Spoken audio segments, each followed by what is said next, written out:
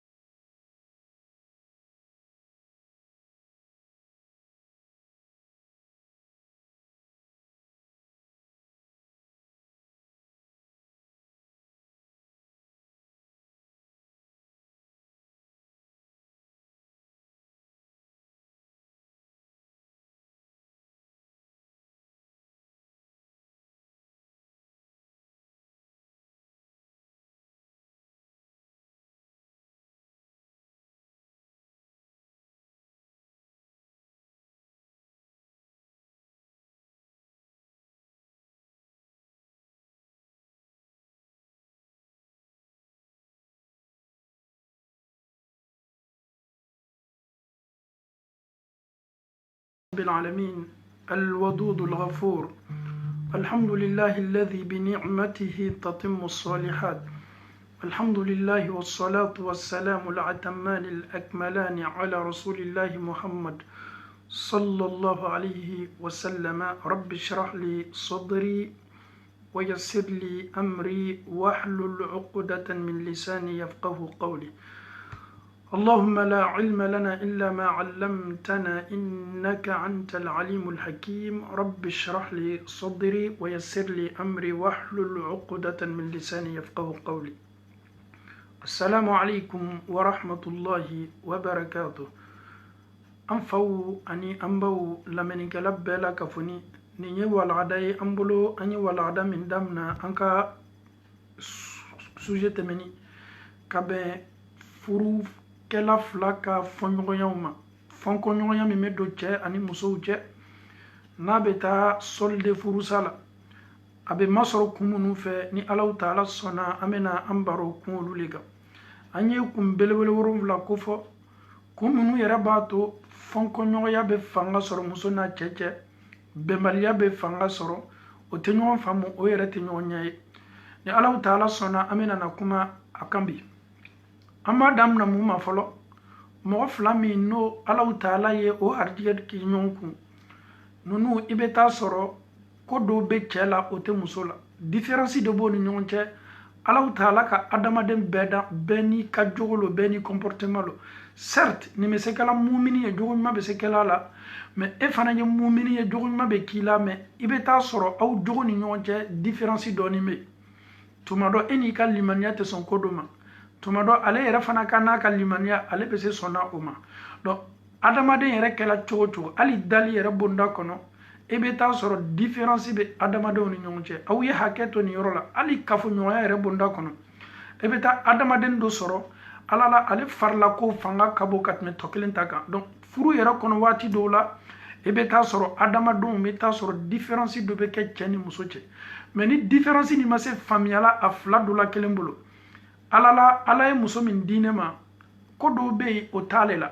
o bɛ ne la walama ala ye cɛ min di ne ma ko dɔ bɛ ne la o t'ale la donc différence min bɛ kɛ furukɛla fila ni ɲɔgɔn cɛ fo an ye nin différence lɔn ni différence nin lɔnna an bɛ se a nana ni hakili minɛli ye cogo min bi n'i ye furu dɔ ma filɛ cɛ dɔw yɛrɛ bɛ ban ka taama n'o muso ye n'i y'o ma ɲininka mun na ala la ni bɛ taama ni muso ye n bɛ maloya subhanallah ka bɛn mun ma a ma kɛ komi muso bɛ sawura jugu le ta ka bɔ kɛnɛ ma mais ale yɛrɛ le ko a fari tɛ lafunina n'a n'a muso bɛ taama tuma dɔ ale kɛni bɛ k'a ye k'a fɔ ko dɔ mankɛni bɛ muso la a bɛ se kɛla muso ka dali ye a yɛrɛ bɛ se kɛla muso ka cɛɲa walama a ka cɛjuguya ye a yɛrɛ bɛ se kɛla muso faribanku ye a ka bon walama a man bon a bɛ se kɛla muso ka dali ye a ka jan walama a ka suru donc ale yɛrɛ ko ala la ko nin kɛni bɛ ka ale tɔɔrɔ ale ye taama n'a muso ye parce que ale b'a yɛlɛ k'a fɔ ko différence dɔ bɛ a n'a muso cɛ n balimacɛ a dɔn k'a fɔ ko ala Ta'ala ye danni kɛ a ma kaɲani kɛ dɔw bɛ yen a ye cɛɲa di olu ma dɔw bɛ yen a ye gbɛ di olu ma dɔw yɛrɛ bɛ yen a y'olu ladiya ni fiɲɛ ye dɔw yɛrɛ bɛ yen a y'olu ladiya o faribankuw ka bon dɔw bɛ yen a m'olu sɔn faribankuba la dɔw bɛ yen a ye lɔgban di olu ma dɔw bɛ yen a ye surunya di olu ma ni de ye ala Ta'ala ka dali ye a sabatila k'a fɔ ko ali ala kɛra burankɛ a denmuso cɛ ko mɔgɔ jan tun tɛ a sabatila k'a fɔ ko abubakar sidiki mɔgɔ min don a kolo tun man bon mɔgɔ min don ala la kolomamisɛnnin de tun bɛ ninnu bɛɛ la k'a fɔ ninnu formu de tun bɛ a sabatila k'a fɔ ko umaru bɛɛ k'ale ka cɛfarinya lɔ a n'a faribanku lɔ abubakar faribanku tun man bon ala tun bɛ fani minnu don a kana fani ninnu yɛrɛ bɛɛ tun bɛ bonya a ma ni ye abubakar ka limaniya mɛn ka ban ka abubakar jogo nin mafilɛ ni ne ye ala Ta'ala ka dali ye est ce que ala Ta'ala ye dali min di abubakar ma min ye k'a fɔ ko a faribanku tun man bon est ce que o b'a yira k'a fɔ ko mɔgɔ ɲuman tɛ wa a ka limaniya a n'a ka ala ɲɛsiranya ani faribanku min ni ala y'a d'a ma ça n'a absolument rien à voir ala kɛra yɛrɛ ko hadisa la sallam ko inna allaha la yanzuru ila suwarikum ko ala Ta'ala mako tɛ aw faribanku la ala tɛ aw image mafilɛ la ala mako bɛ aw dusukun de la donc cɛ y'a lɔn k'a fɔ muso dɔ bɛ se dila i ma ni muso tuma dɔ e bɛ différence dɔ yela i ni muso ni na ko la ah moi je suis tellement civilisé la femme ne connaît rien mais c'est tout à fait normal toi tu peux être civilisé mais la femme elle n'est pas civilisée c'est duniya bɛ taa ni ɲale ma walama muso yɛrɛ y'a fɔ ala la ne karani ne sigila cɛ min kun kunfin ne donc muso a lɔn k'a fɔ i bɛ se bɛnna cɛ kalanni ma komi i bɛ se bɛnna cɛ kunfin ma n'i y'a ye an fɛ yen ka caya musow tun bɛ ban minnu ye école kɛ ka janfa ka diplôme sɔrɔ olu tun bɛ ban ka sigi cɛw kun ko cɛ ninnu ye sɛnɛkɛlaw de ye cɛ ninnu bɔra burusi kɔnɔ de cɛ ninnu ye villageois de ye o bɛ ban ka sigi cɛw kun ka bɛn mun ma ko différence dɔ bɛ olu ni cɛw cɛ mais nin fana ye défaut belebele furu ye harijigɛ ye furu ye latigɛ ye muso dɔ bɛ se dili ma tuma dɔ a tɛ foyi kalama mais i bɛ se muso nin labɛnna k'a ladiri i yɛrɛ jogo la muso nin yɛrɛ bɛ si dɔnna k'i jogo kalan k'i jogo dɔn komi ka ɲi ni ko bɛɛ ye ye dollar don a y'i jogo kalan k'i jogo dɔn komi ala kɛra ye a yɛrɛ jogo senumanba don Aisha la waati min na kabini Aisha bɛ fitini donc n'i y'i jogo dɔn mɔgɔ min na o bɛ k'i ta ye mais ele y'a ye k'a fɔ ala la différence min b'i n'a tigilamɔgɔ cɛ e bannen bɛ ka différence o furakɛ e y'o ta k'o bila i dusukun na waati bɛɛ mɔnɛni bɛ waati bɛɛ tu n'es pas satisfait pourquoi tu n'es pas satisfait parce que tu te focalises sur cette différence qui est entre toi et ta femme soit elle n'est pas intellectuelle, soit moi je suis lettré, elle est illettrée, soit moi je suis lettré, mon mari est illettré, soit j'ai des diplômes, lui n'a même pas les diplômes primaires. Donc, ce genre de mentalité, ça peut peser beaucoup sur un couple. Donc, Allah Ta'ala ka nyanamaya kechogo de iti. Mogo bese kalana, et ka partenaire, o ereta bolo bla yoro. Mogo bese lonimba ke la dunia bebi kalika fo kiye savanye. Mais il beta soro muso me mikun, ole ereta don ere harfu be karanchogo mi. Nide dunia la tige. Ede kaka ki jija. Iba kala, ya ye ka fo ko ina foni me nyongo ko komunu la jogo bonda kono. Ebe se muso kalana ni na doni muso ya famu ka don ka fo alala ja ne tume kofe ntunte ko chama kalama alhamdulillah ima ye muso munu chama mena ka bo farafina no nana folo o bena soro o chawbe sigi fari kurala chaw ye ko chama nye o fana temena minu la kunu olu yo be ka to no ni muso nana kuraye ka bo farafina kanaika ede kakan ka kya klima a donc a foko e fana bosan kurani farafina yi yera soro jamana développer nous la wati minula il fana tumeni jogo de la mais faut accepter yese ki muso la do ko nyumana ala ka fani do jogo tumado shimandie ala ka bona ben jogo tumado shimandie ala yere ka gba ka jogo tumado shimandie mais be munyu ka sabar ni yoro kan ka se muso mademena ka ma bere ka deme fo muso bena intégrer ka se ayere sabatila jamana yere sharia ni jamana ke jogo la abe foni ne mako adamade ya donc a fo alala neni modo le tume nyon fe de me différence doni manche mais c'est la sabar la ni différence koro ka se ni différence la bena ame Allah Ta'ala dalika ni yoroni famille ko madi ambela ka fo ma Allah Ta'ala bulala mokela ame la lilika flada ke buye an fawu ani an baw anye do fo kunu a flana ye munye bi o le ye furu bela ka foni furu na kala diaka ebe ta soro furu damna la cheni muso ka di nyoy furu chama mo chokola akala slas la ka sa cheni muso ka di nyoy nunu be baro o ka kobe o be ta vacances la be biota ka ta yoro babawla me wati do be na se iba ye ka fo dianya mitume kela ni furu damna na iba ye ka fo dianya o lalola muso yere ta do muna ni dianya tiela lema cha yere fana malo muna aye muso bali ni dianya ma aya damna mima au ba do muna o be kela ni furu be tanya fe kanu mi me furu la kanu do be bo kanu fangala an chama ina ni men yoroko muso ina ni mako muso ye fe ale chaya kanu ne komi aya furu do folo minatu me chomi muso ye fe a cɛ ala diyaɲɛ le komi a y'a furu don fɔlɔ min na tun bɛ cogo min mais i y'a dɔn k'a fɔ ko furu damina kanu bɛ yen furu damina cɛ sawa ni mɛ ɲagaɲa b'a la k'a muso ta ka taa n'a yɔrɔ baw la furu damina ni baara bɛ muso ni cɛ bɛɛ dusukun na n cɛ ka di n ye n bɛ ko ɲumanw kɛ k'a labɛn k'a ladiya mais a bɛ nana se yɔrɔ dɔ la hali muso yɛrɛ a fari bɛ faga hali a tun b'a yɛrɛ labɛn ko ɲuman min k'a cɛ ɲɛkɔrɔ n'a nana se yɔrɔ dɔ la a fari bɛ faga nin bɛ cɛ la a bɛ muso la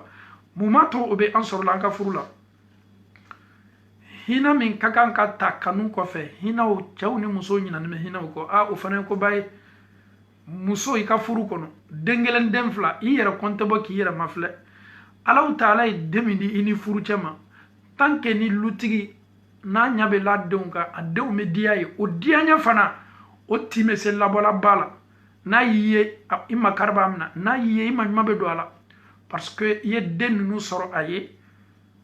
ye tɔrɔya k'a ye ye kɔnɔ t'a ye ye nin bɛɛ sɛgɛn min na ka bɛn ale denw de sɔrɔ ma donc kanu min tun bɛ yen fɔlɔ o kanu de bɛna transformer ka yɛlɛma k'a kɛ hinɛ ye ni hinɛ dɔ banna sabati la furukɛla fila dusukun na ka na ɲɔgɔn ma ala la o ye furu ye min bɛ banban min bɛ sabati parce que hinɛ bɛ furu la hinɛ le b'a to cɛ bɛ muso ye sɛgɛn baara dɔ la a bɛ na ka na a ma dɛmɛ hinɛ le b'a to cɛ b'a ye k'a fɔ ala la muso kelen tɛ se ka denw na ko kɛ a bɛ na ka na muso ma dɛmɛ ole yɛrɛ ka kan ka sabati bi an ka furu la mais ni hinɛ ni ne tɛ furu la ele bɛ kanu min ɲinina furu daminɛ na i y'o ɲina o kɔ pewu ɲina o kɔ i ka kan ka baara kɛ min kan o le ye hinɛ ye muso b'a cɛ ma filɛ cɛ min nin bɛ ne ta waati min na n tun ka d'a ye mais bi nin cɛ ko bɛɛ nin t'a bolo ne yɛrɛ ka kan ka cɛ ni makari le lamina n yɛrɛ la ka hinɛ lamina n yɛrɛ la ka a yɛrɛ la k'a fɔ hali n'a ye ji le ladon ne kan o bɛ se bɛnna ne ma ne bɛ sabari o kɔrɔ ka di yan kɔrɔ parce que a makari bɛ n'a ma ɲuman bɛ na hinɛ ye ko ba ye maa dɔgɔyani bɛ an kelen kelenna bɛɛ ka furu la an bɛ min ɲini waati bɛɛ o le ye kanu ye mais an ɲinani bɛ ko dɔ kɔ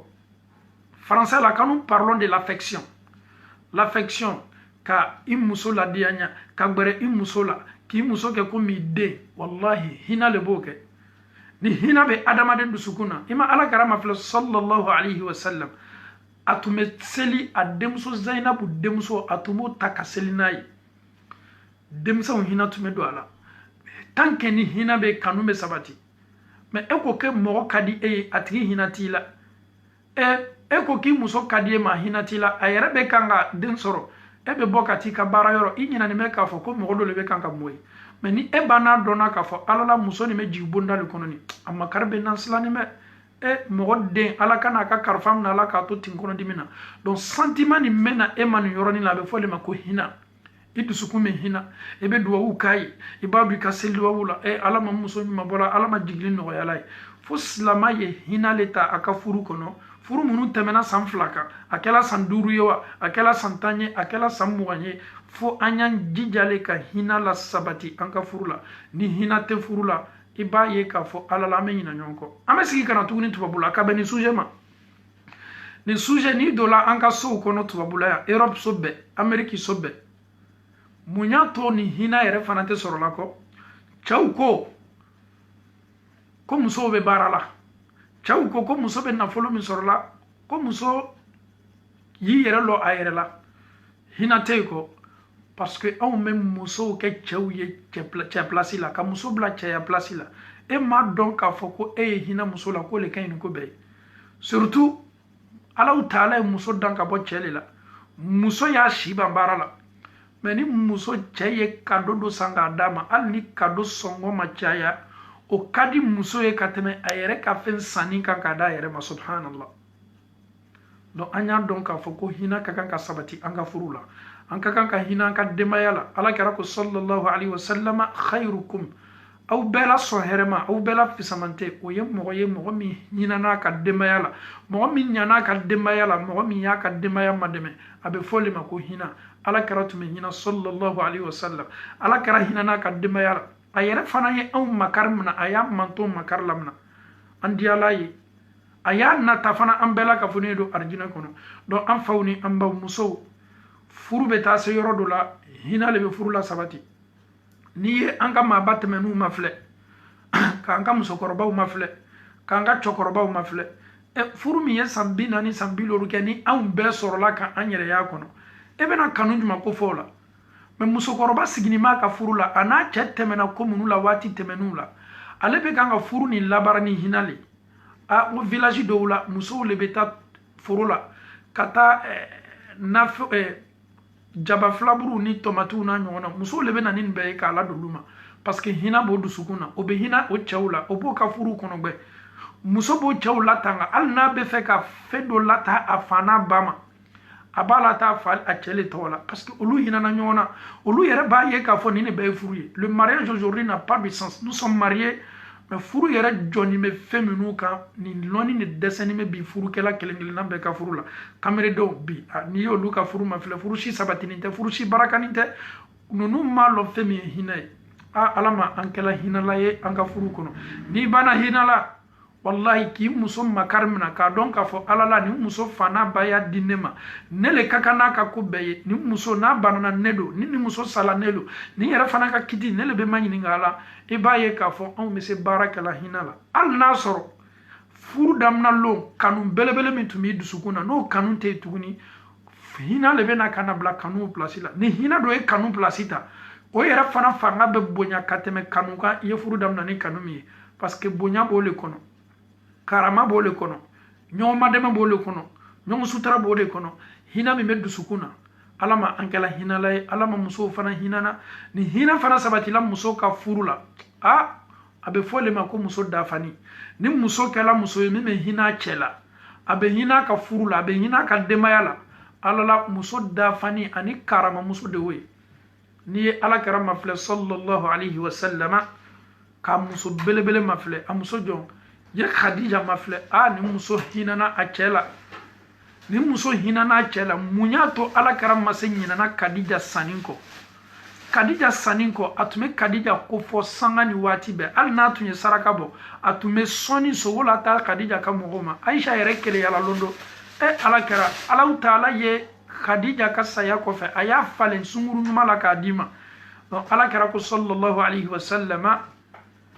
ntisenyi na Khadija ko ntume jebe ntume neri ntume bugo watimi ni muso le hina nan ne la subhanallah ni muso le jola ne kafuru che ni muso madien toroya fo yesema jani muso hinana ikafuru be sabati jani muso hinana iche alala atese hinana hinako iche toro ni me amma ko be kodola ka ke wari lani me ebolo bona ebe si che mademe na me be baki che mademe subhanallah ebe ban fana ki disi bashi ki che kadie no okoso mafo wati de la ngo hina fanga kabuni kanui parce que mo tese hina to la dusukuna iche toro ni me bo sara ko kagbelama Quran ere sara kagbelama facture sara kagbelama warbe ebolo bona ibani me kan na folo bo ki che mademe ebe kanga fo ki che kadie certes dianye en ka kumay mais amma ko be dusukun ka kewali la dusukun be hina ilo nyeni che mademe alala a joro ni men wati nyona la tleflani na ko benin tabulu na ere do la bona akuma jigini me muso le bena kana chela sawa jani cheye bokata juluta kasoro warbe bolo bona ido sato kan warto ko mi cha sato kato ita boka madame ala ni hina ni sabati lanka furula anka furusani abe doya dunya fambe fe me ni hina bolanka furula a ni hina te yoro anya donka foko Allah taala fana ka hina te ni hina te bombo kono Allah taala yere ka hina te kadaka hina e fembaye alli sayakela auma slamaw kwanye suma selike suma seli hina de sabati le ka Allah se anka suma me na tala soro anka jamakurula anka sigidawla ko ante hina na nyona jama ma ko be ko dola obe ka sokono bani me ka di jama ma do keni me ka fo ko jama nin kadi mbalma chani mbalma muso o dianya ko ni me fo dale me alala masidu sukuna ka ni mogo makari dolila ni che manjuma dolila wallahi ikakan ka mademe amma nyuma te ka fo kwa ina sigi nyakoro ka kaside muso ba chedo komi cheba muso do ya ye ka fo alala tleflanin na nke anyakoro sisinime wala ma muso tleflanin na anyakoro sisinime muso tumado abba fari mandala wala ma afa fari mandala de lutigi asebiye muso kima ko tleflanin na baka bana wulla ko kakan ka hina muso la ni muso koni kadiye al ni dianya folo min tume furu damna na note me hina tay barakala muso do afana baya dima ka kube ede muso nyaji kie ya dusu suma o fana fierté baye muso bolo kon cheyen na folo lata ne baba na baatoma wala man fa bana baatoma wala man balma bana baatoma be fonni ma ko hina muso ye hina ka furu kono cheye hina aka furu kono ni hina bana doyala neni aw ni nyonche anya donka fo ko furu suwo ala la baraka taala furu suwo asigini me fenni kan femi koroyoro sabatinte ka chauke hina lay ka muso ke hina lay ni ya maflebi ambaw chama ka maye munyebi ko demso ni ka hina ka bobi katme dencheni ka ni do ya analyser ka mafle muso ka hina le fanga ka bobi katme chauta ka ni ya mafle ka mafle ni korosili mafle li muso betere me muso min ka hina fanga ka bobi ole fanga ka bo katme chauta ka bamso natani me bi o demso ka demena o koso anga furu barakanite parce que chamina kali kaka ne yiba kalima ale do ba mangene wari te ka ba flake mais muso keta fola le culon fana yere debrouiller kan ba flake non abeto le la safo muso be na ke ayere tay donc ni fana be na ni kololo bay ni ya mafle défaut be en sorola ni am bela ka foni jola an joyoro ani kewali min kali kakan ko ke akewati numana iba ye ka foko alala hina ni meke sababu ye ka sutara ni sabatini bensema madi amanka furu kono do anyi hina muso awye hina chaw awye hina ibadon ka foko hina nafaka bo anyi ni fo kunu anga wajibilite menina ele kakan ka demeninke ichemma ko be mademena ibana ki ichemma deme certes yoro do ko fala ko fi sabilillah yalo ele kato mademeni min kala fi sabilillah ani chemma demeni fi sabilillah jumane kapo jumane baraji kabo parce que eba fiere kono ka fon chele kakan kanta c'est vrai alele kakan kita alele kakan ka lonika ko be islamaya yo de kufo mais e kam mademe yere na nyasine ka sokono lama ole baraji kabo e ma wala manika mademe bola kata koka ko adamaden ka saraka ye bɔ ka a di i ma suruɲamɔgɔ ma o le nafa ka bon i ma fɔlɔ o le nafa n'a kayira ka bon i ma hina i furucɛ la i furucɛ ma dɛmɛ i furucɛ le ni kɛwali bɛɛ kɛli ka kan sariya ye o de ko fɔ sika foyi t'a la o le do sɛbɛtini mɛ mais madama n'an y'an yɛrɛ sɔrɔ jamana dɔw la jamana minnu fɛɛrɛw n'a dépenses ka ca cɛ kan a bonsaraw a facture a n'a jisaraw n'a kuransaraw n balimamuso si tu te portes volontaire k'a fɔ ala la i lɔn fana ye n cɛ ma dɛmɛ bɔnkɔnɔ baara la i ye kayira ba kɛ k'a ɲɛsin i ka furu ma dɛ ɲina k'a fɔ ko n cɛ le n'a kɛli ka kan sariya y'o le diyagoya kan mais ni muso banna hinana ka a cɛ ma dɛmɛ furu kɔnɔ i b'a ye européen furu minnu fana bɛ sabati ka caya walama amérique ka caya ni madɛmɛni bɔla muso ka kundala k'a cɛ ma dɛmɛ o furu sugu bɛ baraka mais ni dépense bɛɛ tola cɛ ma a bɛna taa se yɔrɔ dɔ la cɛ yɛrɛ ko bɛɛ bɛ negi bɔ a la parce que ale ko k'a bɛ ko ko kɛla o bɛɛ bɛ bɛnna dépense le ma n balimacɛ fana y'a lɔn k'a fɔ n'i ka baara bɛ bɛn n'i ka dépense ma o ye sarakaw ka belebele ye donc ni muso nana ka secours dɔɔni kɛ ka cɛ ma dɛmɛ i b'a ye k'a fɔ furu bɛ diya surtout ni nin fila y'a ka kɛwalew ninnu y'o ka ko fara ɲɔgɔn kan an bɛ Alahu taala dali ka nin faamuyali ko ɲuman di an bɛɛ la ka fɔ ɲuman Alahu taala bolo ala m'o kɛla alhamdulillahi rabbil alamin ni an bɔla yen an b'an yɛrɛ ye projet cɛ ni muso manque de projet o fila ni ɲɔgɔn cɛ muso o ka projet b'a bolo cɛ o fana ka projet b'a bolo komi no a bɛ se kɛla daminɛ la mais ko sabatinin tɛ komi no a bɛ se daminɛ na muso bɛ kan ka projet réaliser cɛ fana bɛ kan ka projet réaliser bɛɛ b'i ta kɛla mais ko dolo ala la a kɔlɔlɔ ka bon mun na muso bɛ n'a ta bɛɛ la taa ka projet de la parce que ale b'a dɔn k'a fɔ ko sariya ko cɛ le ka kan ka lɔ n'ale ye a jɔ le b'o kuma na mais ni muso ni cɛ farala ɲɔgɔn kan ka se nin projet kɛla i b'a ye k'a fɔ a bɛ sabati la don o ka ko la mais muso caman fana bannen bɛ projet nin kɛwale ma bi ka bɛn mun ma muso bɛɛ ka dalaminakun ye mun ye n'i y'o ma ɲininka mun na e ni cɛ tɛ se farala ɲɔgɔn kan ka kow kɛ ɲɔgɔn fɛ aw ye hakilinataw kɛ kelen ye nin yɛrɛ bɛ sabati di aw ma n'an ye nin kɛ ni cɛw ye ni nafolo dila o ma n'an y'an ka tɔnw n'an ka pariw wariw cɛ k'a d'o ma n'o taara farafinna ka taa an ka bon jɔyɔrɔ bon min b'a lɔla dɔrɔn a bɛ muso gbɛrɛ ta k'a don bon kɔnɔ n'i y'a yɔrɔnin fila dimi ka bon dɛ n'i y'a yɔrɔnin ma filɛ adamaden bɛɛ ye ko min na i yɛrɛ ma ele ni muso le ka wari fara ɲɔgɔn kan ko aw ye réaliser a kɛla duniya fan fan réalisation ban muso yɛrɛ ma bon yɛrɛ ye a ɲɛ la kuma tɛ ka don a kɔnɔ kuma tɛ ka la kɔnɔ e bɛ taa muso gbɛrɛ ta k'a lala o bon kɔnɔ n balimacɛ e yɛrɛ y'a dɔn i ni Alahu taala cɛ ye nin misaliya ta i yɛrɛ ma y'i yɛrɛ bila muso place la sariya ye muso ta la da i ye kelen fila saba naani baasi foyi t'a la n'a se kɛli ye mais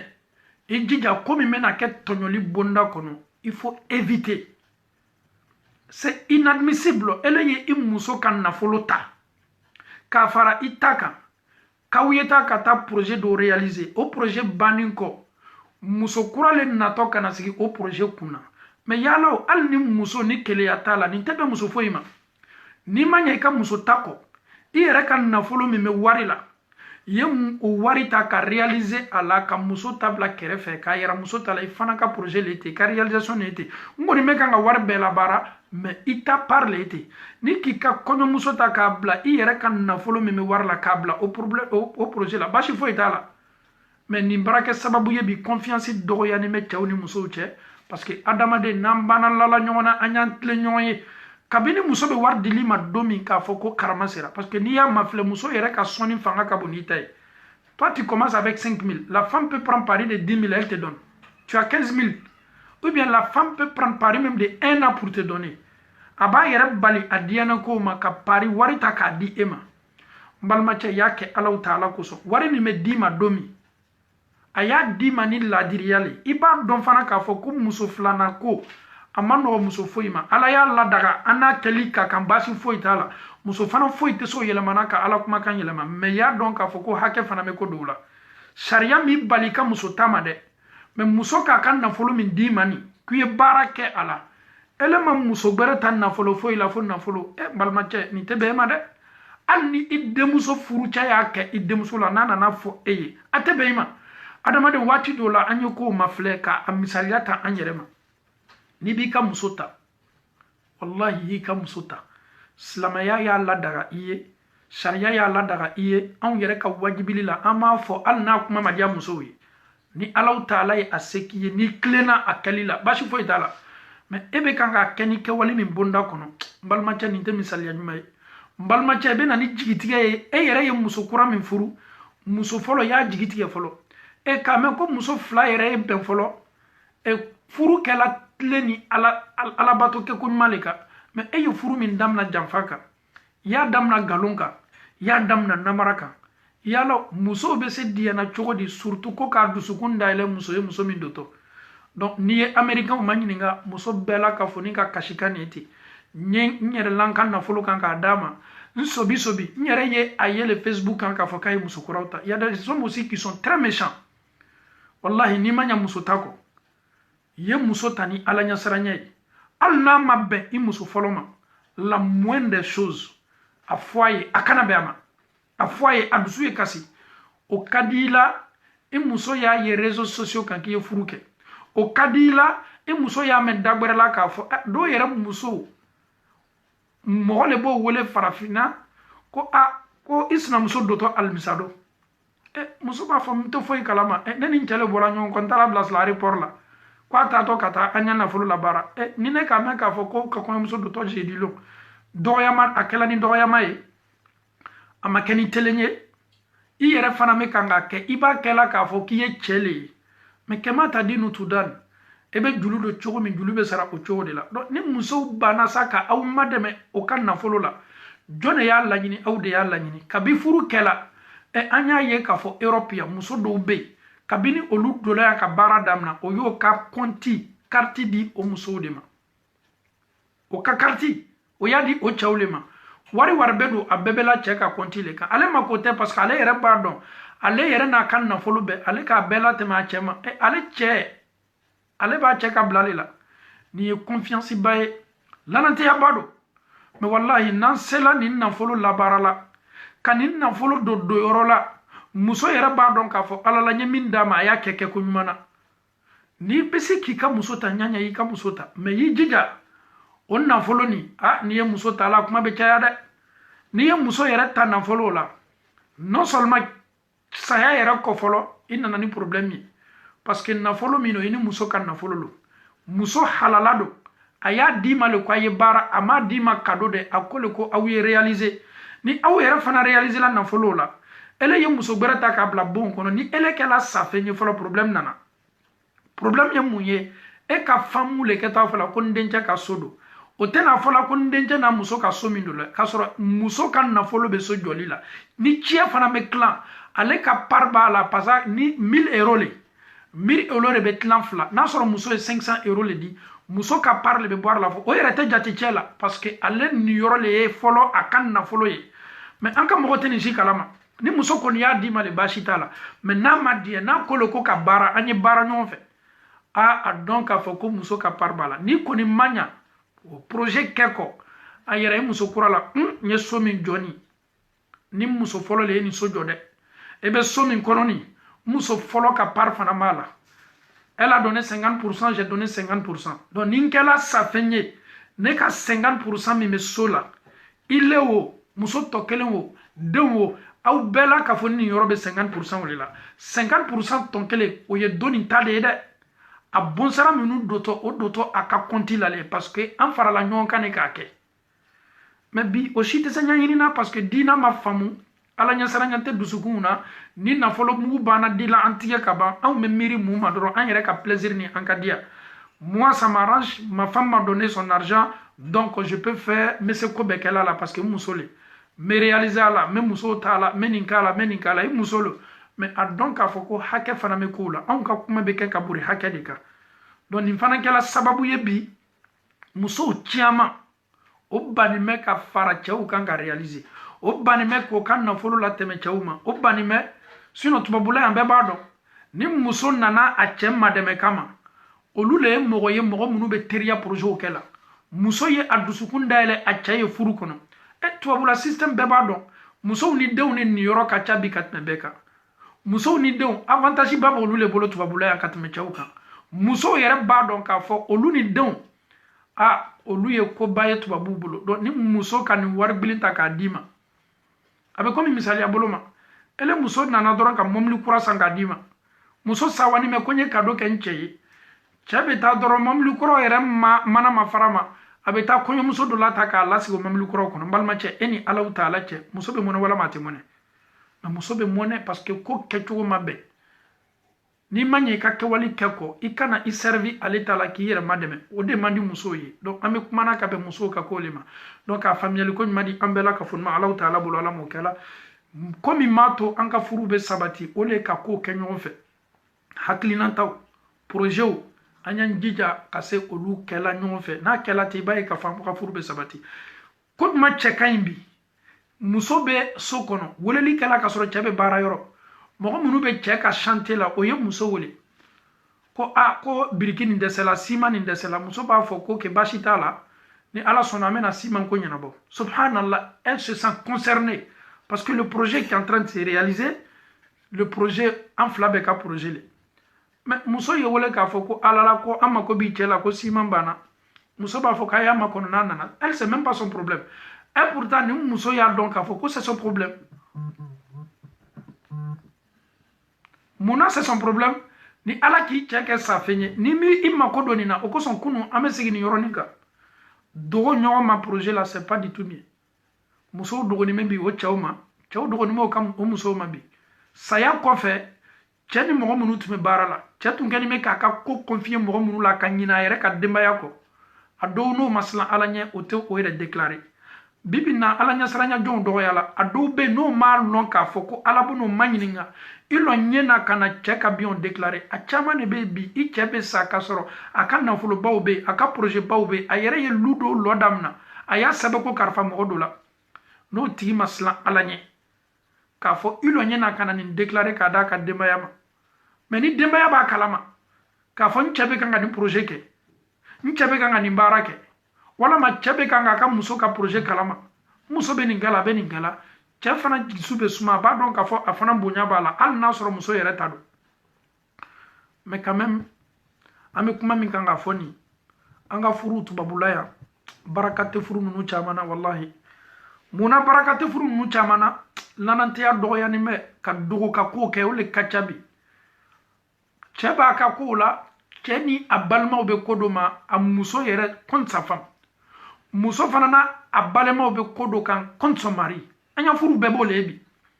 muso n'a balimaw bɛ tɛmɛ kumaw la hali n'a furucɛ tɛ tɛmɛ o la cɛ yɛrɛ fana n'a ka fɛrɛw n'a balimaw n'a bamusow bɛ tɛmɛ kow la sa femme même qui est chez lui à la maison sa femme même n'est même pas au courant c'est-à-dire ale yɛrɛ ka muso ka bɔnkɔnɔ ko o ko bɛ fɔ mɔgɔ gbɛrɛw le ye walama cɛ yɛrɛ ka bɔnkɔnɔ ko o ko bɛ fɔ mɔgɔ gbɛrɛw le ye an ka furu bɛɛ ye nin ye bi mais souvent c'est choquant an dɔgɔnin bɛ ɲɔgɔn ma dusukun ma se ni ɲɔgɔn kɔrɔ dusukun ma se ni ɲɔgɔn kɔrɔ furu min na furu bɛ se baraka sɔrɔ la cogo di la femme est là elle fait ce truc en cachette l'homme aussi est là il fait tout ce truc en cachette donc les deux là vivent ensemble ni bɛɛ bɛ bon kelen de kɔnɔ n'i ye Ala kɛra ma ɲininka sallallahu alaihi wa sallam ka kira lakunu k'a ma ɲininka ko bi furukɛla fila dɔw bɛ yen bi bɛɛ b'i ka kokɛla danna nin tɛ nin t'a kalama nin tɛ nin t'a kalama Ala kɛra bɛ kabakoya an mantɔw na mɔgɔ bɛ se k'Ala di furu la Ala ko litaskunu ilayha ko i ni muso ye fara ɲɔgɔn kan dusumanfa b'o le la ka fara ɲɔgɔn kan kafoɲɔgɔnya bonda kɔnɔ ka fara ɲɔgɔn kan farikolo bonda kɔnɔ ka fara ɲɔgɔn kan ka projetw ni ko bɛɛ la kafoni kɛ ɲɔgɔn kan wa ja'ala bainakum mawaddatan wa rahma ni adamaden banna farala ɲɔgɔn kan projet la i b'a ye kanu bɛ na hinɛ bɛ na mais bɛɛ la kafoni ko kun ta a yɛrɛ ka jugu jamana dɔw la muso o bɛ temps plein kɛ la cɛ bɛ temps plein kɛ la nin fila bɛɛ ni bɛ wari kan muso bɛ borila wari kɔ cogo min cɛ bɛ borila wari kɔ ten bɛɛ ni bɛ nafolo kan mais o tɛ kojugu ye sa mais bɛɛ ni ye fɛn min kɛ est ce que fɛn nin yɛrɛ faralen bɛ ɲɔgɔn kan wa cɛ caman bɛ yen bi nin fana defo belebele bɛ musow la muso bɛ wari min sɔrɔ karo la c'est pas son problème mais muso t'a bɔ a yɛrɛ la lon kelen si k'a fɔ Ala la ne ka fɛn bɛɛ mɛ nin de sɔrɔ parce que n'a yo fo tuma do anyene ka fo ko cɛ miriya keto blala ka reveni ka subhanallah muso be min sɔrɔ e be muso kɛmɛ laba tubabula européen a ka reveni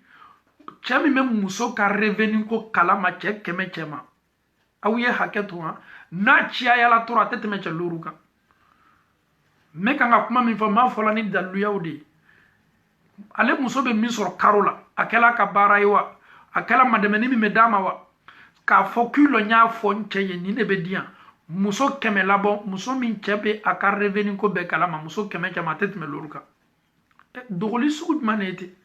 même si ça ne l'intéresse pas il n'a pas besoin de ça mais néanmoins cause avec ton mari essaye de i ka lanateya i jija y'i ka lanateya sɛnɛ i cɛ dusukun na wallahi ni tɛ a b'i tanu ne muso t'a ka ko foyi la gban kunna n muso bɛ n bonya don a ka ko bɛɛ la cɛ hakilimaw natani tɛ nin nafolo sugu kɔ cɛ hakilimaw t'i yɛrɛ bila nin nafolo sugu kɔ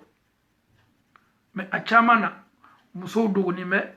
min bɛ sɔrɔ l'o bolo o t'a labɔ ɲasi ma a kɛ taa fɔla le ne ta sɔrɔ n ta ka ca ni n cɛ ta ye n'a banna nin lɔnna sisan ka na ni bila n ka nafolo kan ele kana i miiriya bila ko sugu la sois toujours positif dans ta tête même si l'homme il va réagir comme ça mais néanmoins i dusukun seniya mɔgɔ mɔgɔ furu kɔnɔ ni k'i dusukun seniya ala t'i to kɔ jakuru la adamaden ka gɛrɛ na i ka communauté la ni e y'i dusukun seniya mɔgɔ mɔgɔ n'a y'a yɛrɛ seniya alaw ta ala t'i to kɔ mais mɔgɔ mɔgɔ ni dogonin bɛ ele fana ka ko bɛɛ bɛ dogoɲale ma an y'an jija ka an gbɛ ɲɔgɔn ye ka an tile ɲɔgɔn ye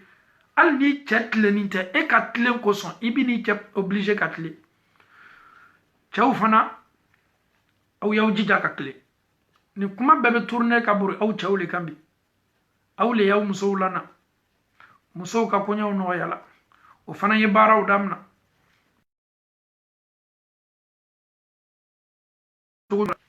ni aw sela ninnu mina cogo la ka ɲa i b'a ye k'a fɔ o n'o ka sɔrɔ fɛn bɛɛ la ka fɔ ni bɛ kolo aw bolo n'aw ye janfa bɔ a la n'aw ye trɔmpeli bɔ a la ni aw tilenna n'o ye ka aw dusukun dayɛlɛ n'o ye i bɛ ko ko kɛ il faut être clair avec ta femme a siyaman na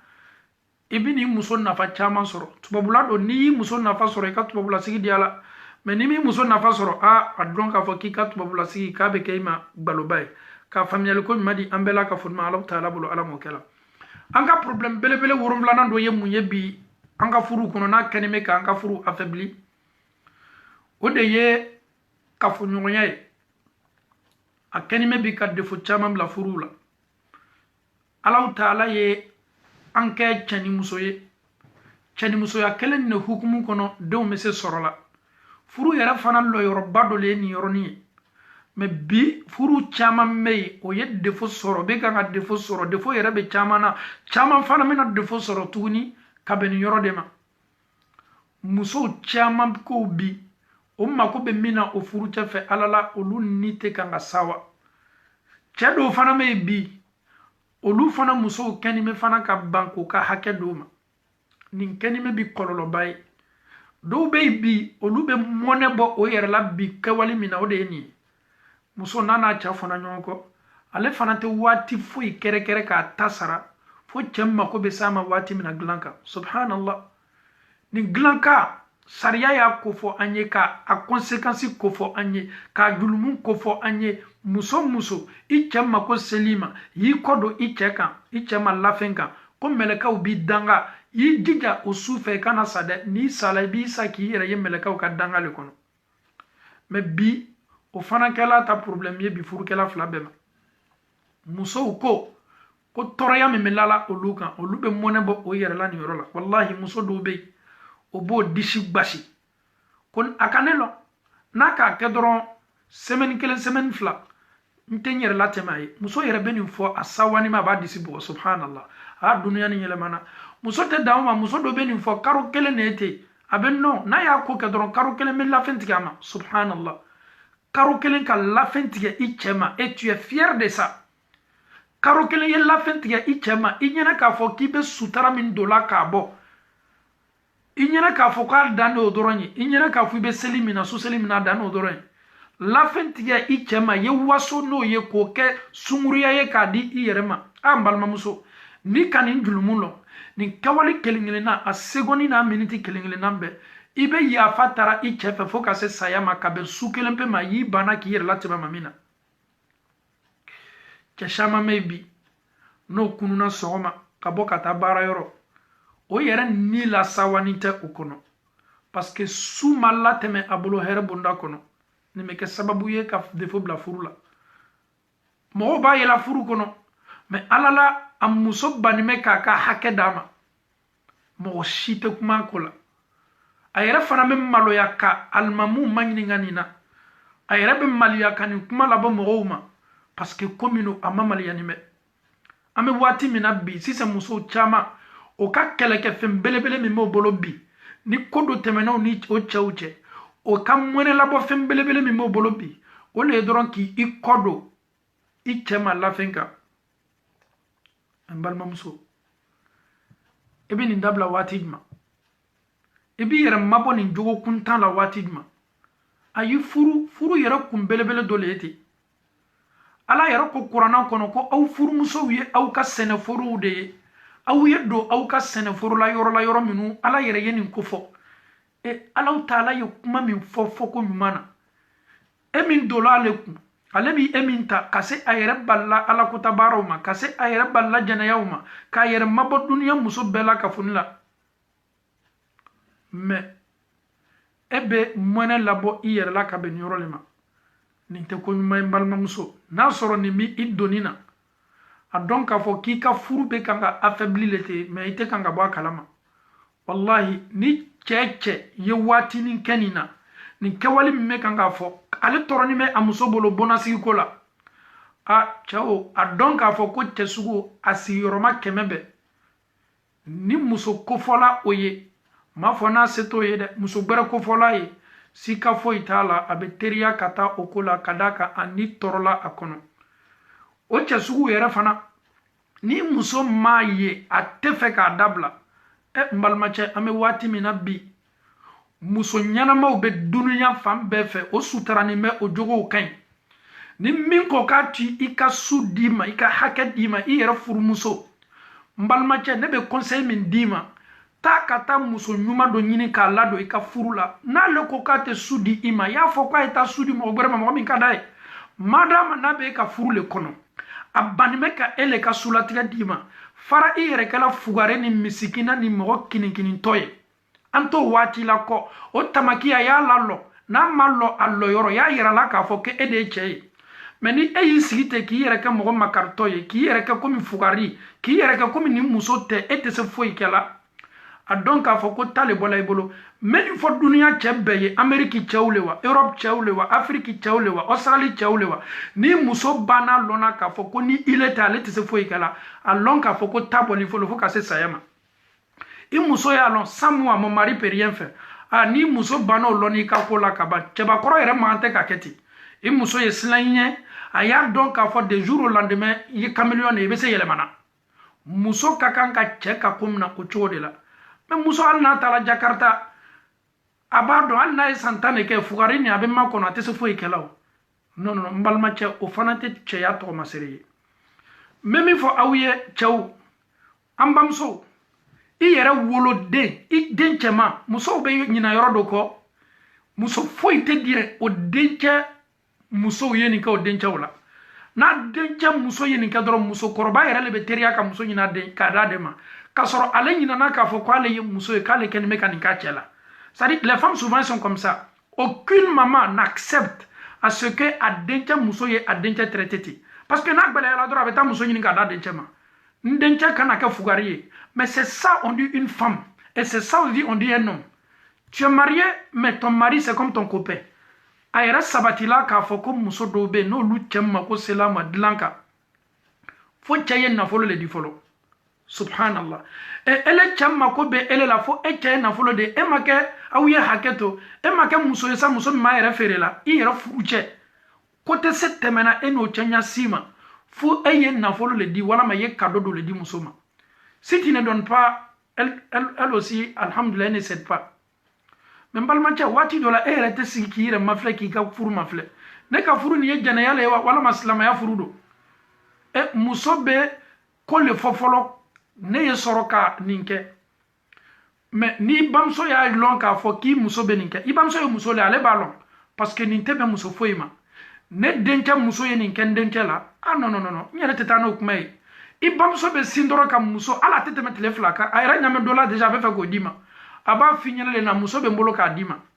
oui abe fo le mako bamso nyumaw ka denke bo kono na fili la ka denke bo fugariya la ka denke bo monela ni e yɛrɛ dɛsɛni mɛ i ba dɔw bɛ olu b'a lɔn k'a fɔ ko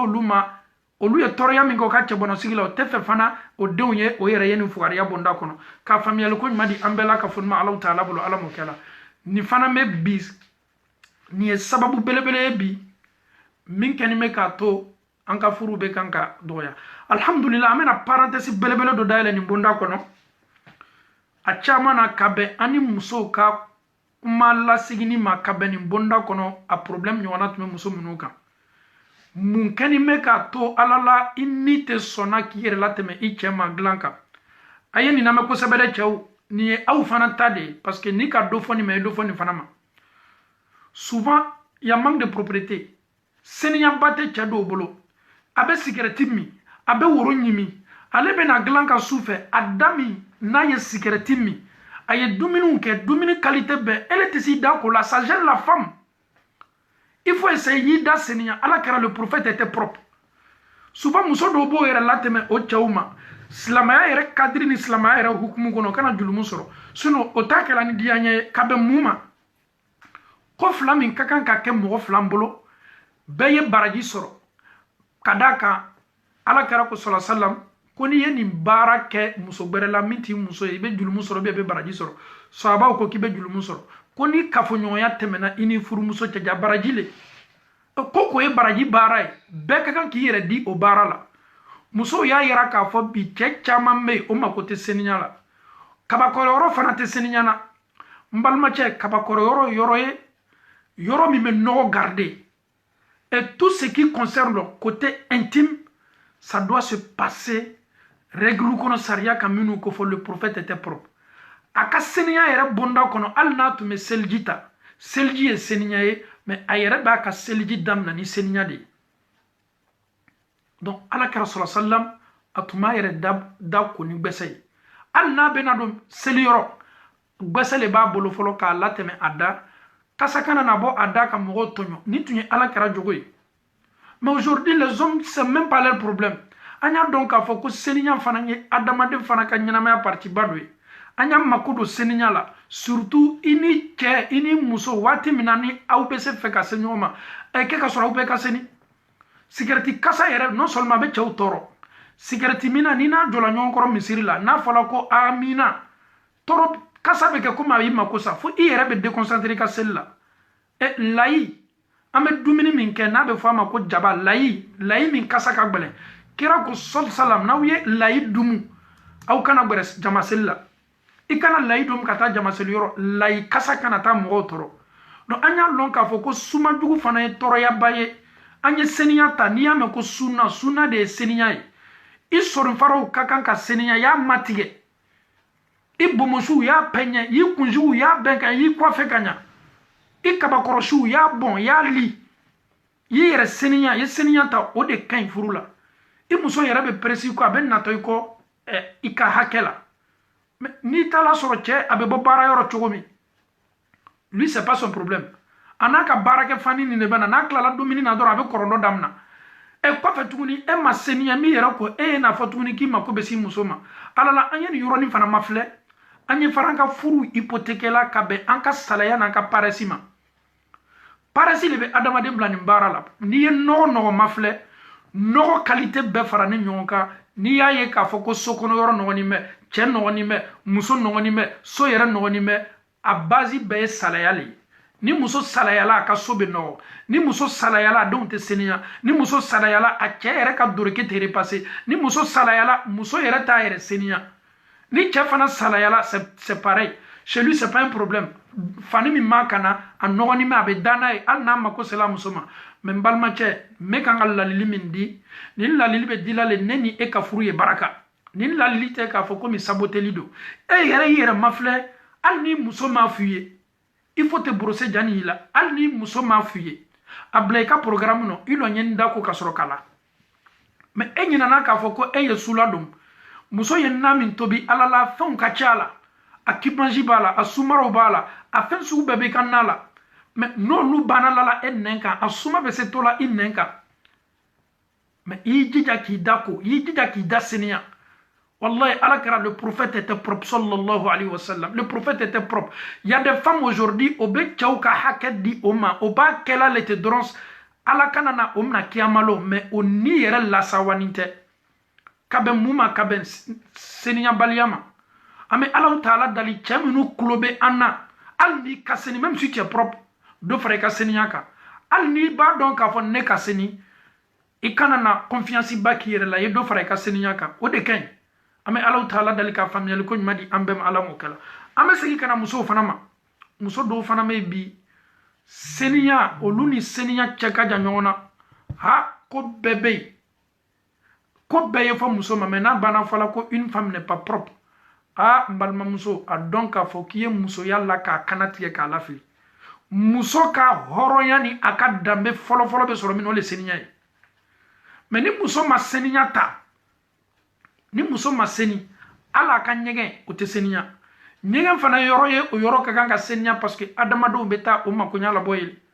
ni muso ma seniya ala ka gba emi ma ka gba do a donc a fo kibe noko chamandom na muso dangba a o ye bana belebele ye muso mi noko ni me kunzigi mi ma kun karo fla sabale ba kun mako ama seniya kuma te ko ka dan ebena ida icha koroko icha ye sawa ila ikunzigi suma kani me ka toro suma kani me ka toro chajo me bi anaka kamere baya wala mana kalimania muso ba kunda ka yere seniya kana idla icha koro ni che yere nya bana lala muso kun ka ka danime anni be singa sawa me muso kumi makun kun te ko kuma te ka foni kuma te ka da kuma te yere ka seniya kunzigi kelen ne ba kun wati be che yere fana le monsieur préfet ikana jalabi kunna de eni Allah taala che eni chebe glanka i che yere te fe jalabi kunna parce que ni ye jalabo ikuna doron ibe sinka lela nyingini mbalma muso seninyata seninya niyame ko muso fana me nyonda mina chenyata de seninya do muso na seninya na niya ida dunia ko bela muso na ye seninyata ay ko bela ka fonita mais ni muso nogola ika furu be fienya ika furu be affaibli ali i chama fuye parce que chado be complexe pour lula na ya muso e nogo bonda ko na ba muso te mais une femme ne doit pas être sale une femme doit être propre sur tous les plans cuisine douche, salon, la chambre, la femme doit être toujours propre. Et imam sosenma ouye, o ka sokono la, obe usulando, usulan songo kana da chayama, obe usulando ka sokono, usulan me sokono, usulan mo luka sokono, usulan te sokono, usulan mo luka sokono. Kadaka usulan suma ka di, ale ka bo suma e dia, a do ye dere suma dumana, a chefana dere suma dumana, a yere fana suma dumata, abe foni ne mako muso senma. Ma soeur en Allah, soit si ton mari est allergique, ni tchèle ni usulante benamo ya takai. Mais kabon seninya, ire dija ye seninya nyanyini, bere muso la minu senma, minu fana me seninya ta, ya don femi ye seninya. Mbalma muso ni ma seninya defo bali kanyana ma yala de. E fana bola bara yoro, e muso to e nana. Al ni muso yere te bara la, muso ni tche yere différenci bonu nyonche. E mbalma muso ni toilette kali kakan sanga ni wati bede. Musoni a seniya farukolo seniya keli ka kan sanga ni wati bede ali ini muso nyon ni nyonche muso kala ka foli yoro muso be nyondo muso kala ka foli yoro ali ni muso be nyonfo ikana dia awiye haketo fani mi me ekana ika fani kunukunu suma ise muso toma otena fili nyenale mais akeni me ko toro et tu seras considéré dans une société ou bien dans une communauté que tu es sale même si on ne te dit pas. Mais c'est pas, imagine-moi, il faut être propre. Muso ye haketo, kakabakoro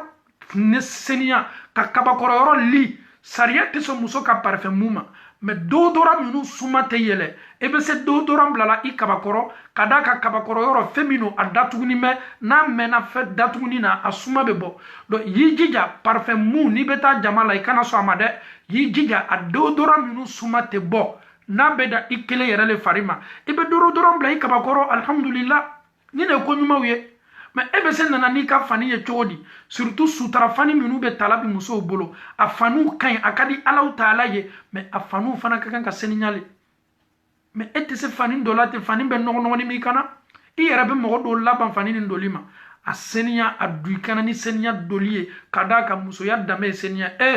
an ka musokɔrɔbaw farafinna ninnu seniyana fo ni mɔgɔ minnu ye nkalon na an baw la o seniyana hali o ka jindagaw ji bɛ kɛ fɛn minnu kɔnɔ n'an m'a min hali an baw ka ji n'an m'a min o bɛ kani bilala ji kasa ye diya ji ye diya mɔgɔ minnu bɛ kan ka ji min o b'o ka sow nettoyer o bɛ wusulanw don o ka sow kɔnɔ hali n'a sɔrɔ o ka sow ye rentrée couchew le ye an baw seniyala nin cogo de la mais anw minnu bɛ yen bi chambre 3 ni 4 bɛ an bolo bi fɛn bɛɛ bɛ an ka sow kɔnɔ mun na anw tɛ se seniya ta la komi an ka musokɔrɔba tɛmɛnnu ni o b'o ka selijiw ta hali sini n'i taala an fɛ farafinna an ka musokɔrɔbaw o bɛ seliji ta selidaga minnu la o b'a ko wallahi n'i yɛrɛ y'a ye f'i bɛ ɲɛbɔ a fɛ o yɛrɛ bɛ buguri kɛ k'a ko n'a sɔrɔ a kɛla ni fugan de ye o bɛ na k'o ka gbɛsɛ bila o da fajiri fɛ mais musokɔrɔbaw seniyana olu b'a dɔn k'a fɔ ko musoya ye seniya de ye hali n'i bɛ t'i cɛ ka so kɔnɔ don min seniya de bɛ ko f'i ye mais ni muso banna seniya la k'a bolo bɔ a yɛrɛ la n balimamuso ko cɛman jugu i cɛ ye kasa mɛn i kɔ n balimamuso man di cɛw ye dɛ i bɛ mɛn kan ka ne lamɛn hali n'a sɔrɔ i ka seni dɔ fara i ka seniya kan ni ni musow bɛ taa lajɛ yɔrɔ i yɛrɛ ma filɛ kosɛbɛ dɛ parce que a b'i k'i kɔnɔ waati dɔ la ko ala la ko suma t'i kɔ mais tuma dɔ suma bɛ se k'i kɔ y'i kabakɔrɔ yɔrɔ li ka seniya ka dodoran bila a la y'i jija i bɛ taa jama la y'i da ko k'a seniya o de fɔla an ye n'o tɛ n'i lɔla dow kɔrɔ seliyɔrɔ ala la ni i ma kɛ mɔgɔ ye mɔgɔ min sabatini bɛ ba kɛ ni a fɔla ko gayril maghdubi alayhim waladdallin n'a ko ko amina n'a y'a da la kan mɔgɔ mɔgɔ bɛ kini bolo ni bolomara fɛ a bɛ sin k'a bɛɛ tɔɔrɔ mais e t'i yɛrɛ seniya i kana kana silamɛw tɔɔrɔ ka seli kɛ yɔrɔ seniya la ça coûte combien seniya est-ce que prix bɛ seniya la wa ça coûte combien mais n'i y'a mafilɛ musow ka kundala komi cɛw ka kundala fosi tɛ nin lase cɛ ni muso ma fo salaya. Un homme paresseux sera toujours sale. Une femme paresseuse sera toujours sale. Paresse be adamaden bila salaya le bonda kono. A bɛ don a ka so kɔnɔ. A bɛ don a ka so kɔnɔ. A yɛrɛ b'a dɔn k'a fɔ a ka so nɔgɔnin bɛ. Ni lɔnnaw bɛ nana bɔ a ka so kɔnɔ. I b'a ye girin-girin la dɔrɔn ka fɛnw ta ka bɔ salon na k'olu bɛɛ ta k'a fili chambre la. Mais nin bɛɛ ye nɔgɔ tɔgɔmasere le ye. Muso ka bon ka kan ka seniya sɔgɔma. A ka bon ka kan ka seniya wura fɛ. Madama ni Alahu Taala ye denw d'i ma. E ye denbatigi ye e tɛ se kɛla komi den tɛ mɔgɔ minnu bolo e ka so ka kan ka seniya le aw ye hakɛ to allo waaleykum salam wa rahmatullah kayfa alhamdulillah an bɛ direct la ok tɔgɔ fale ok inshallah ni bana mi wele inshallah donc an bɛ Alahu Taala dali ka seniya nɔgɔya an bɛ ala m'o kɛ la y'i ka so kɔnɔla seniya mɔgɔ bɛ n'i ka so kɔnɔ mɔgɔ tɛ n'i ka so kɔnɔ i cɛ le y'i ka so kɔnɔyɔrɔ tigi ye ele b'i ka so kɔnɔyɔrɔ teniya ka bɛn mɔgɔw dɔrɔn ni nali ma ka sɔrɔ ni cɛ bɛ yen denw ka faniw lafilini bɛ fan bɛɛ fɛ kusiw lafilini bɛ fan bɛɛ fɛ kusi dɔw yɛrɛ bɛ i bɛ taa kusi yɛrɛ sɔrɔ gbakɛyɔrɔ la mais n'i ye kusi bila gbakɛyɔrɔ ni lɔnnaw nana e ka so kɔnɔ k'e bɛ kan ka gba kɛ kusi bɛ e ka gbakɛyɔrɔ est ce que e bɛ courage di ninnu ma ka dumuni kɛ mais comme i kɛlen bɛ k'i yɛrɛ kɛ samanfu ye parce que e ni cɛ ye san 10 ni san 20 ni san 30 k'o de la mais a dɔn k'a fɔ ko nɔgɔ muso nɔgɔ ni man di cɛ foyi ye dugukolo kɔ kan cɛ y'a f'i ye ko non k'ale ta foyi t'a la nkalon de a seko le tɛ a ma la a b'a kɛ cogo min muso ka kan ka seniya i yɛrɛ ladeli seniya na seniya min t'i bolo ka kɔrɔ i ye dɔ fara kan seniya min yɛrɛ b'i bolo i ye dɔ fara kan ni muso banna seniya na cɛ fana banna seniya na i b'a ye k'a fɔ ko ni fila bɛ diya ɲɔgɔn ye ni fila bɛ nata ɲɔgɔn kɔ cɛ ni muso bɛ kan ka baro kɛ cɛ b'a da la taala ya parce que ni muso kumana muso seniman tɛ muso min nana muso yɛrɛ fari suma le bɔla fɛ wala nin tɛ diya cɛ foyi ye i yɛrɛ cɛ walama i muso bɛ sila i kana taa jama la parce que ale ninnu bɛ suma min mɛnna i fari kɔni i kana taa nin suma dégage mɔgɔw kan k'a faamuyali ko ɲuman di an bɛɛ la k'a fɔ nin ma Alahu Taala bolo ala m'o kɛ la an ka walagada bɛ borila min kan walagada bɛɛ tɛ waati bɛɛ ko ka kuranna ta k'a fasiri walama ka hadisa fasari an yɛrɛ ka duniyalatigɛ komi m'a to an ka furu bɛ banban ka sabati a dɔw le ye ten an y'an bolo kɛ seniya la wusulan daga ti e min bolo ye wusulan daga ta k'a bila i ka bon na chambre wusulan daga y'o ɲini salon wusulan daga y'o ɲini wusulan fana min bɛ don chambre kɔnɔ y'o dɔn wusulan min bɛ don salon kɔnɔ y'o dɔn i cɛ n'a bɛ bɔ ka taa a ka activité kɛ yɔrɔw la a ka dolokɛ ye repasser ka ɲa wusulan suma ɲuman ye k'a kɔ parfait ɲumanw kasa ye k'i cɛ kɔ ole ye e ka kunkorota ni ka kunayere mais e chebe kanga bo doreki mi makana a furaseni me joni to be chen muso le to be chen chani yere be bo iba fo ko muso tabolo no bana fola cheba koroma to kunmai muso kakanka a chela deme na ya ye ka fo cheka doreki ni nogoni me ayata wala mai kakanga doreki jumando ebe na mune do kata jamala parce que bela ka foni chaw bola mo kana na ne chema fle ba fo ko miskina I chela boni boli nyumai ayedo jamala ka fani kaseni akana ayedo jamala akasa duma o ye kawali ngorota baye ka don ka fo muso belebele babol mais e che bola kata jamala aka fani furaze la fo ka fani sauter dorki mi makana obra furaze ibi kalika fo ki ka direkita ka bosadi placard dugumale a nyoro ni mebo ta ku chayo do ka bo est ce que e yere dusu be se sumana nina donc anya don ka fo ko anka furu ye bamba anga furu ye sabati chawni muso be ka kan bonda kono anya njija ka seninyata anya njija ka seninyata muso yo kunzigu seninya muso yo farkolo seninya muso ye tulu senima mu miteke produit ka farigbe tulu min suma kadi ya mu ichenya koro muso ye tulu mu ayere la min kan a chayere na ye a muso ye abenata ko tulu munula muso ye a kunzigi la magaya ka kunzigi dankanya muso ye ada seninya wati kelengilena bela ka fonina chefana ye ayere seninya aya bomoshu seninya ele chay bomoshi kari ni julu nyagami ni bomoshi la i yera bomoshi ilala la feminga koroni fubi ita furu fambela ka foni fe men balma che est ce que elle la to yere nyana kuma ti wuli chuguma yi yere seniya ni be bo fana ni duwalen ti bolo ye duwalen mafle parce que wati be mo wole ba fola eye che filibi bo moshila wati be mo wole ba fili ni no ko no de bi kunjigila ala la balma che yi yere seniya ka boni barama ame seniya bunda kono anyan jija ka anga furu bamba anye seniya ta anyan boloke seniya la muso be nyonda mina o de seniya muso be nyonda mima o le yeni yoroni ka familial ko nyumadi ambe mala mo kela ame se ale bunda kelen kono ame to ale bunda kelen kono chawbe yi ko do be chawbolo gundolo sekredo amba awe haketo nye chede mena chaw ka sekre belebele do labo ni sekre ebe chekeme labo kwa ya fo ada ni chekeme nyere ta fo mo kele che fo ita fo an ni problem bele yala awye haketo ambala kaw awye ni lameni ala nyasranya ni latangali yere lameni sekre bado chaire ref chaw malon ka fo ko sekre do olu yere nyene ka fo ko c'est un sujet qui doit être tabou kwa ni fo ni maka a sekre ye munye ma be che toro aba de gun ko sebe ma tesa la bola o yeni ala ye muso di alema muso min di lama na ya furu ni muso mi ni ale halalado amma ko fana me sama wati alhamdulillah abaka disposition na me wati do beke muso pereni me ka yere bla cheka disposition na sanga ni wati be mais l'homme n'est pas du tout satisfait, il n'est pas du tout heureux. Pourquoi? Parce que l'homme s'est dit que la femme s'est délaissée après avoir eu un enfant, 2 enfants, 3 enfants, 4 enfants. L'homme ne retrouve plus sa femme comme aka muso min furu wati kurala. Abe muso ni ye ka fo alala muso ni makota ere la ko ambalakaw awye ni kuma yoroni lame. Awye ni lanilikanta ka labara. Kuma na sise ngo toilette. Muso yi jija ka toilette. Ta fe jala ka asenia. Ciao chama me, je parle des hommes. Ciao chama me ni yoroni ka bobolo de. Mais ciao foi tena fola annenka. Den fla sorola muso bolo, den saba sorola, den nani sorola. Mais ale koni, il n'est pas trop satisfait de sa femme. Ma koni ta fo, kabe muma. Muso nyinana muso yako. Muso nyinana ka fo ko ala kera muso sallallahu alaihi wasallam. Olu ye senya oleta. Muso nyinana ka fo ko arjina muso mankutula ke wali belebele mina. Koni kodola arjina chawni arjina muso uchebi. Sini ni kodola ini no chako ebe muso nunu soro le komi alala kabini ala yi danko koma do ino nyonche. Arjina muso tanula ole la e yina mo yoroni ko. Ni kote mena arjina dewni o muso uchebi. Sini no koko ni kote mena uche sini abeke komi kunu fo imatemo nyonche obe muso soro le iba fo ko muso dana bile kadoma. Meni muso bana dengele den fla soro la lebe yina yeroko.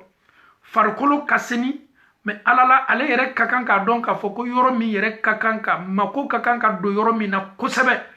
ale ɲinana o yɔrɔ kɔ. Donc n balimamuso a dɔn k'a fɔ ko nin man di cɛw ye. Ils vont jamais faire sortir, mais ça les a b'o tɔɔrɔ, a b'o tɔɔrɔ, a b'o tɔɔrɔ, a b'o tɔɔrɔ, a b'o tɔɔrɔ. A b'o tɔɔrɔ. Ni ka cɛw y'a fɔla baro la waati waati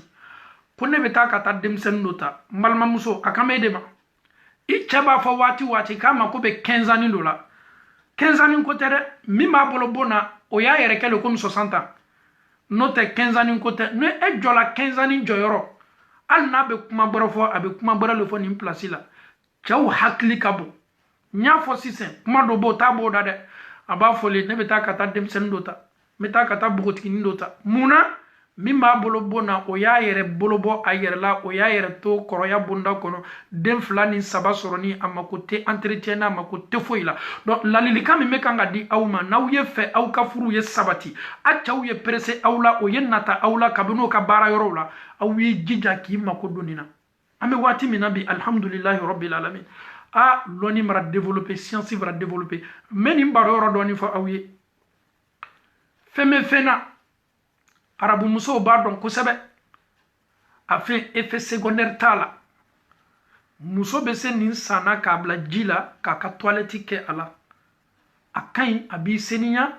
ala la i cɛ fana b'a dɔn k'a fɔ ko muso ɲuman bɛ n bolo. Aw ye hakɛ to nin donna nin yɔrɔnin na dɔɔni. N'o tɛ nin sujet sugu, j'aime pas trop parler sur ce genre de sujet, mais il faut que je parle sur ce genre de sujet parce qu'aujourd'hui il y a tellement de divorces. On vient demander même l'homme, même pourquoi tu divorces ta femme, il ne sait même pas. Et pourtant c'est très bien, parce que sa femme, muso bana yɛrɛ la, a mako t'a ka tafe jala la, ale ye den 2 ni 3 sɔrɔ, a y'a yɛrɛ to kɔrɔya bonda kɔnɔ. Donc c'est tout à fait normal. Souvent, sujet dɔw bɛ fɔ an ye don a la pour sauver des milliers et des milliers de couples.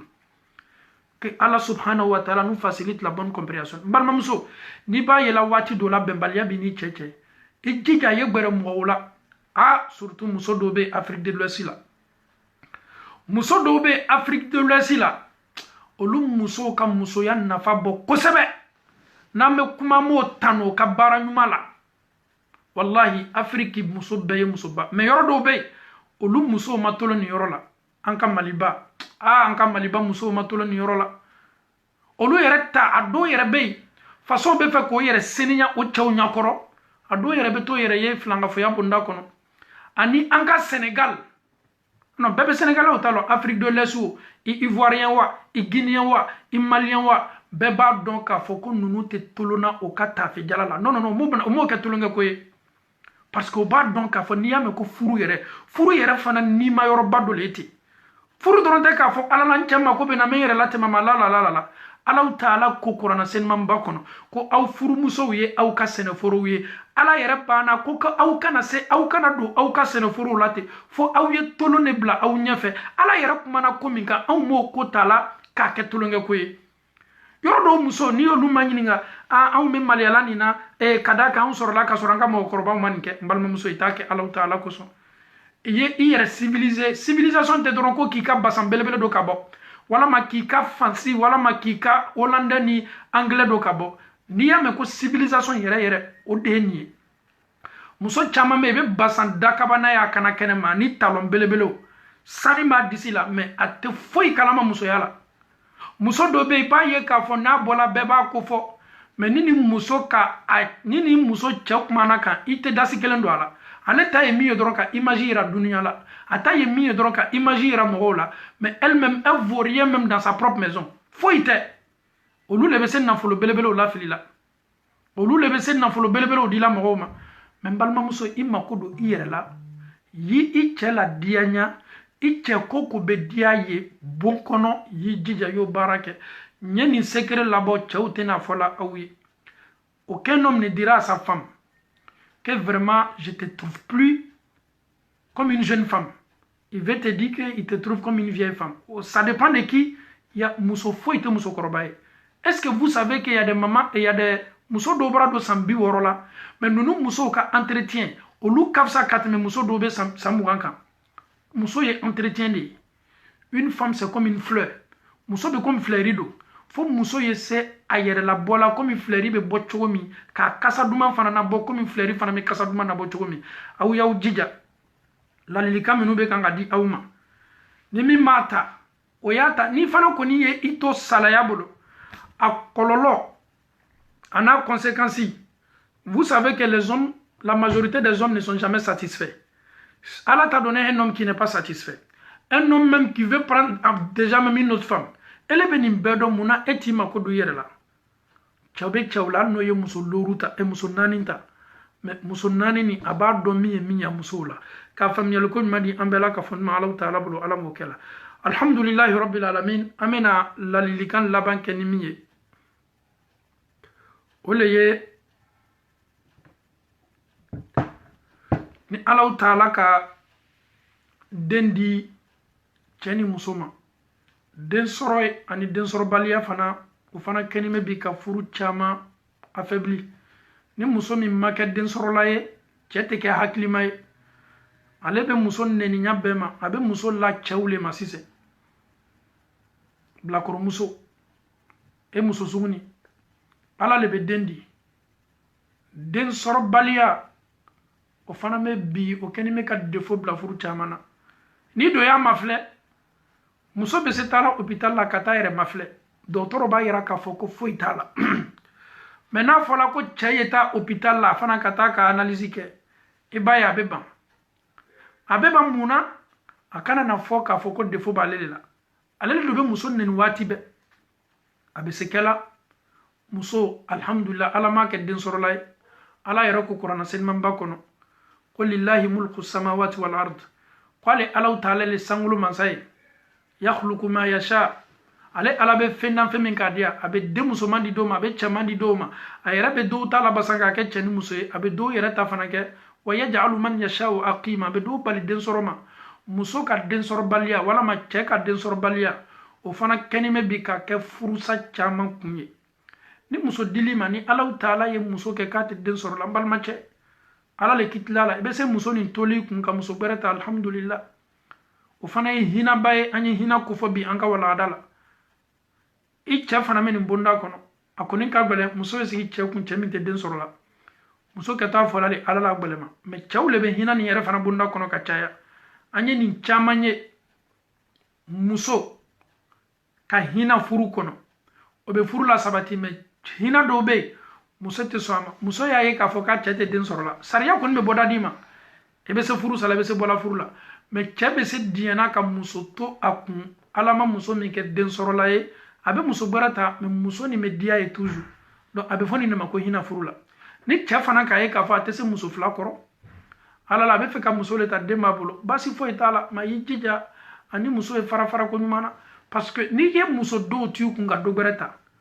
o kayima mais ni eye do bla ko te den sorola ni flana fana na no ma den soro mbalma che mo be donc ka fo ko defo ye rede de albisame Allah taala dal ka famiyal ko madi ambe ma ala mo kala anya don ko dem farani me ala lila badi mo min ka dia abe mo fana bali den soro lima mo min ka dia ika fanga te ika na folute no ten na folutu ye denyi ni no se no bolo be o ma soro ala le badi adama de ko lima nyai ke anani ala ma di mima am fana ye die ay ulla tige koro ka don ka fati ka desete aka faguyate ni bana fana me mina anya jija ka bana traité ka bo farila bi ame wati mina bi ni bana be kanga traité fambe la ka foni fe ni bana be mo mina na lola bana na be traité de parce que ni bana be chama na o keni me ka do ka famille ko madi ambe mala mo kala de ra fana ni den soro la fana den soro fana ne maye mais den soro fana keni me ka furta la chaya ka be muma muso ale be se den la dianye fanga la warala katma cheka ale be ko be ke adun ye den yere ka dianye fanga o be wara katma cheka al ni chena na ka be dum mara ibaye aba che jabi